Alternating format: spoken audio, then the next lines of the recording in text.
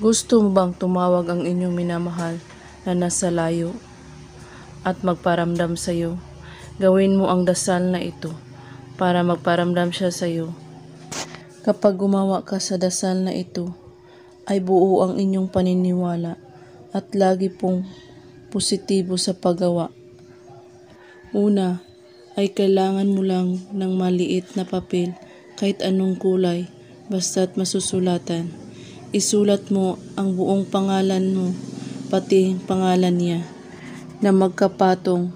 Unahin mong isulat ang pangalan niya at sambitin mo ang dasal na ito ng 15 beses. Kinalimatama, dinatima, kilas. Pagkatapos ay punit-punitin mo ang papel at kumuha ka ng isang damit mo. Ilagay sa loob ng damit ang pinunit na papel at itago mo ito sa inyong drawer.